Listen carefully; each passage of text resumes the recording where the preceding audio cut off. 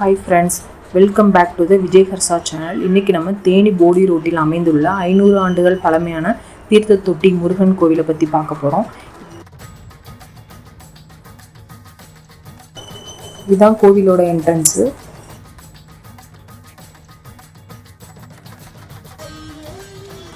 இந்த கோவிலோட தனி சிறப்பு பார்த்தீங்கன்னா, நாகதோஷம் உள்ளவங்க இங்கே இருக்க தொட்டியில் நீராடி முருகனை வழிபாடு செய்தால் தோஷம் நீங்கும், மேலும் திருமணம் ஆகாதவங்களுக்கு திருமணம் ஆகும் என்பது ஐதீகம். இங்கே இருக்கிற மிக சிறப்பு என்னன்னா, இங்கே இருக்கிற தீர்த்த தொட்டி தான். ஏன் இதை தீர்த்த தொட்டின்னு சொல்கிறாங்கன்னா, இந்த தொட்டியில இருந்து வர தண்ணி எதில் இருந்து வருதுன்னு யாராலையும் கண்டுபிடிக்க முடியலை. வரலாற்று ஆய்வாளர்கள் கூட கண்டுபிடிக்க முடியலைன்னு சொல்கிறாங்க. அது மட்டும் இல்லாமல் முருகன் பாதத்திலிருந்து வரதா சொல்கிறாங்க. இந்த தொட்டியிலேருந்து தான் தண்ணீர் வருது. இந்த தண்ணி அவ்வளோ டேஸ்ட்டாக இருக்கும்.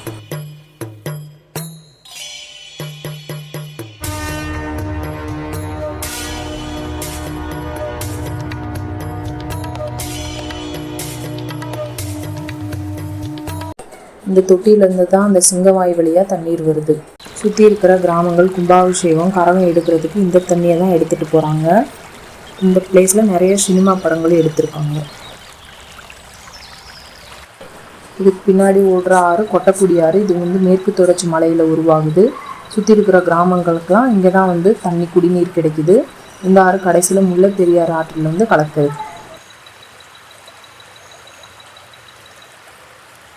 அப்புறம் பார்த்திங்கன்னா, இங்கே இருக்கிற அரச மரம் ரொம்ப ஆண்டுகள் பழமையானது. அதோட வேர்களை பார்த்தாலே தெரியும். இங்கே இருக்கிற முனீஸ்வரன் குழந்தை வரம் கொடுக்குறவர்.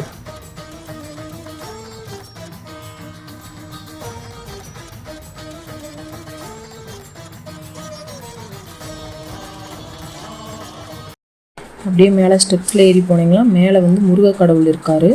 இவர் தான் விருப்பாச்சி ஆறுமுகனார்.